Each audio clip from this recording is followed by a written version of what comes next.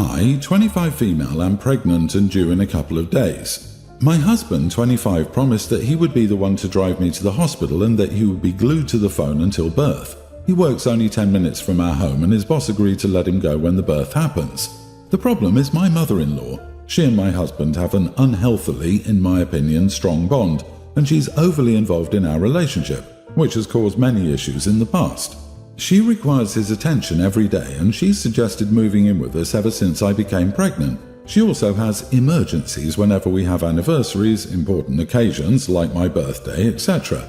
As the date approaches, I've become increasingly worried that his mother will have an emergency during birth and I will have trouble getting to the hospital or will be forced to be alone during.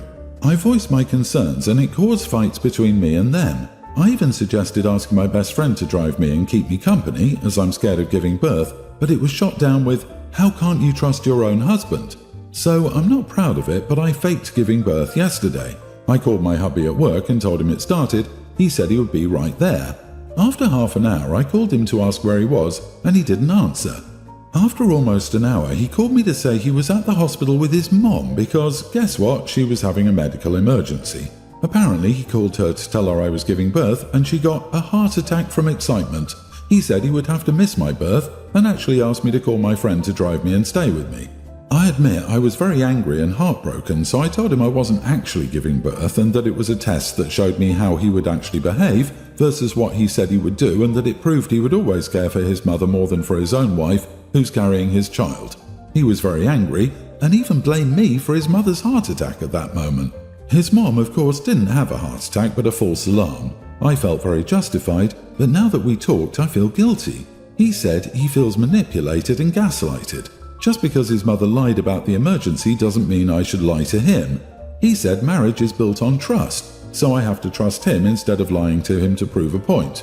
He even said that he didn't choose his mother over me but chose a bigger emergency and that he knew I could handle getting to the hospital. Still, his mother needed him more and that a heart attack is more serious. I pointed out she lied, but he said he couldn't have known that and that I was just as bad for lying.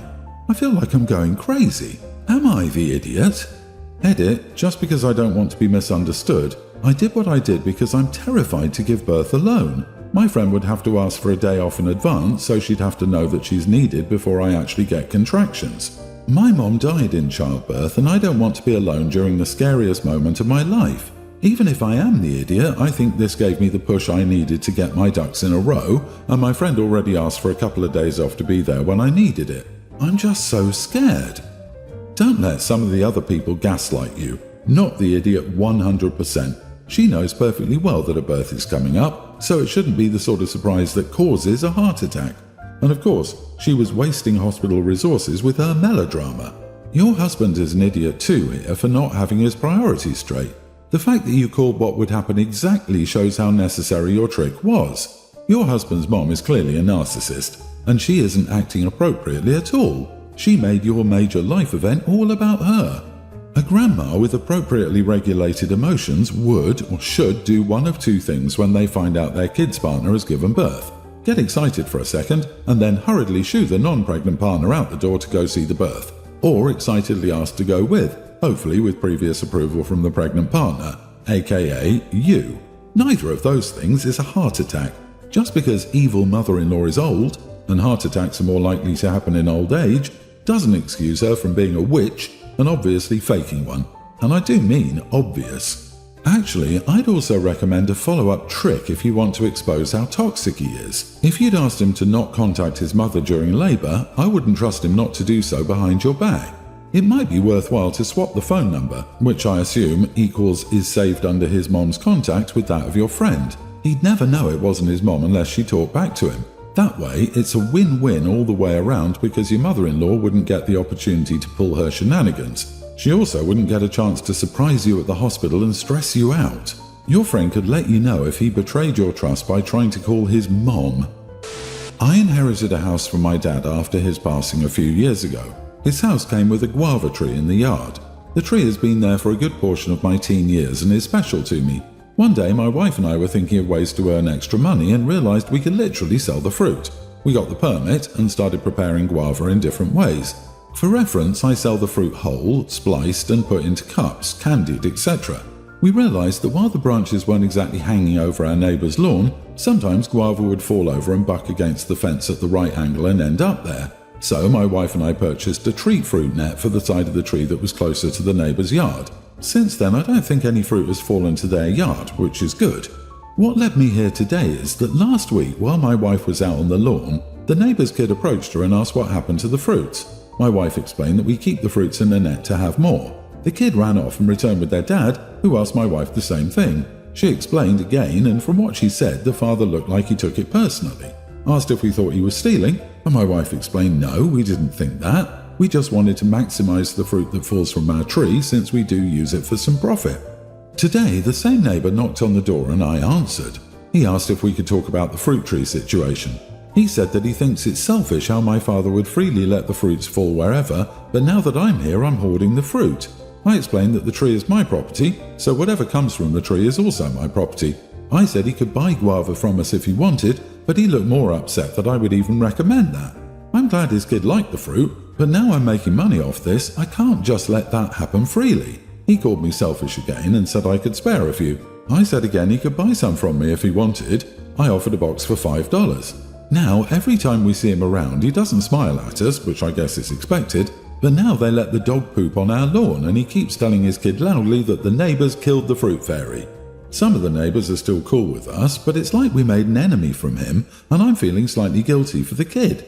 Edit, we started the net when we had a medical bill come up and needed work on paying it off. You are the idiot and it is petty.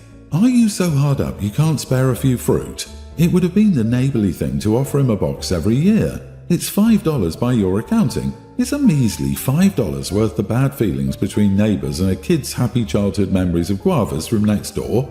Absolutely not. I don't get it. Do people just not care about having a good relationship with their neighbours? Yeah, capitalism has broken people's brains. Dude, is what you're doing legal? Yes. But is it selfish and unkind? Also yes. Just because you can doesn't mean you should. If I were you, I'd stop by their house and apologise and give them a box of fruit. Tell them that upon further examination you realise you hurt their feelings by your unneighbourly actions and let them know you will offer them a box every year going forward. I disagree. Opie's not the idiot. If it's a measly $5, why can't his neighbour just pay it? Why does OP need to give the box for free? And the way the neighbour handled the situation was completely immature. He's just mad he isn't getting it for free anymore, but that doesn't make OP an idiot for trying to make a profit with something that belongs to him. The neighbour can buy fruit anywhere. We, male 33, female 28, have been together for 3 years and engaged for 1 year. Before her, I dated Sarah, female 34. We're all acquaintances, and while we don't hang out with Sarah, we occasionally run into her. While my breakup with Sarah wasn't amicable, we're very cordial now. We don't talk, but my fiancée didn't keep it this way, did she? We were at a housewarming party and Sarah was there, which set my fiancée on edge. I noticed that but didn't say anything because she's an adult. Then I overheard her talking to Sarah and some other girls. My fiancé was laughing and telling Sarah, "OMG, you're so fat now." It made me sick. When Sarah left, I asked my fiancé what the heck. She laughed and said it was nothing. Sarah did look like she gained weight. She left to get more wine, and another friend told me that my fiancé had always bullied Sarah. I don't want to be married to a bully. I tried talking and discussing why it wasn't okay with my fiancé, but she was brushing it off, not seeing any problems. I broke up with her. She started crying and begging, but I said it was over. I don't want to be married to a bully.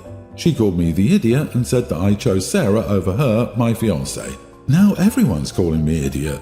The only reason I can think of for why she calls me the idiot is that my fiancé liked me way before we got together, even before I got together with Sarah. So maybe it was personal for her, given the new information that my fiancé never liked Sarah and I got together with her. Not the idiot. I get being jealous, but that never gives someone the right to bully and make someone feel so low. You barely interacted with Sarah and proposed to your fiancé. There's no reason to act this way when you chose her already. Even if you and Sarah do talk, there's no reason to body shame someone, especially in front of an audience. If this occasion was a one-off, maybe it could be explained by a moment of jealousy, but to be doing this constantly is just so shallow. Thank God you found this out before going through the wedding and marrying someone who could potentially do this to other people in your life. She's mad because you discovered her true colour, and she wants to blame everyone else. You and Sarah didn't deserve this behaviour, and I hope you're doing okay and that Sarah isn't too hurt by your ex-fiancé. It sounds like you dodged a bullet. You broke up with your fiancé because she made fun of your ex. Did everyone cheer when you broke up with her? Have fun in life, dude. You threw 3 years of work from both of you down the drain over something petty as heck. Good job. You are the idiot. If you only left her because she said rude stuff to your ex, she was just being insecure. Saying rude crap to a peer is not grounds to assume she will be verbally abusive to your theoretical children or you.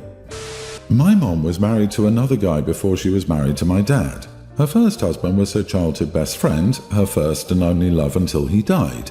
They started dating as teenagers, got married in their 20s, and were trying to have kids when he died. They were 28. My mom never loved anyone else again. She met and married my dad, but she never loved him.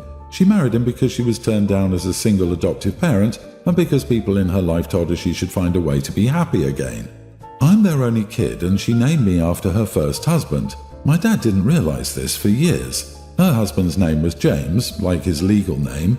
It's the one most people used for him, but my mom called him Hunter, and guess what my name is? Hunter. She told Dad she just really loved the name and my dad liked it too, so he agreed. He only knew her first husband as James, so he never made the connection. I was 10 when my dad found out. He found some letters that he initially thought were meant for me, but realized they were to the first husband. They argued for about 2 weeks straight, and that's how I learned Mom's feelings toward Dad and why she married him. I would sit up and listen to them when I was meant to be sleeping because it weirded me out to learn I was named after her first husband. She always had him very present in our lives. We had loads of photos of him in the house, she would talk about him a lot, and it was pretty clear she was still super in love with him. I only realized last year, but she also switched her wedding ring from my dad out of her original wedding ring when my dad wasn't around. I remember her changing rings a lot when I was a younger kid, and when they divorced, she just always wore her original wedding ring. I want my name changed, and my dad does too, but Mom refuses to give her consent, which we need, and the judges insisted both parents have to consent. My relationship with Mom is not good anyway. I'm not the kid she wanted because I'm not James Hunter's kid. But she also refuses to let me go and just let me be Dad's kid. She'll sometimes try some performative parenting, but mostly it's sort of like we're roommates when I'm at her house instead of Dad's. I have to split my time every other week. The judge refused to let me make the decision.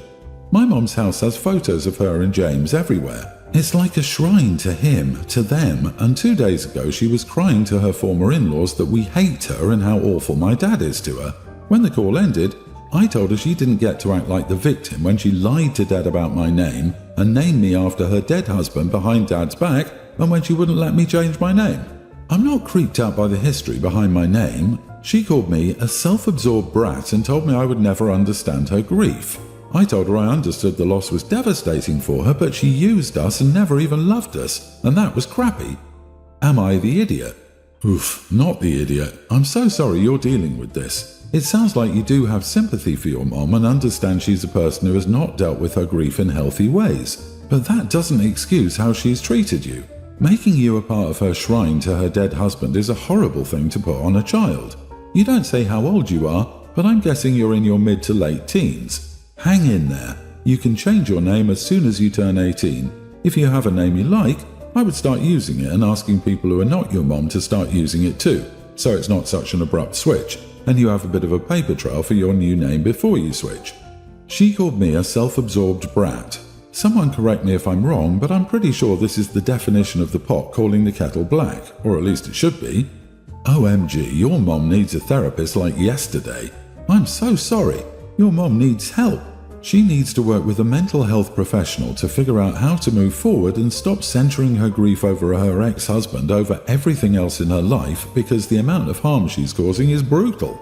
Also, OP, you need to talk to your dad about this, if you want to at least. You sound old and mature enough to verbalize in the legal system that you need to be away from your mom. No judge in their right mind is going to force a kid who says that their home life with one parent is nearing emotional abuse, based on the fact that you said she doesn't even seem like a parent, to continue living with that parent. Change your name when you turn 18, let her wallow in grief, and don't look back. Be quick to get yourself into therapy when you think you need it. You're only your father's child now, not her ex-husband's.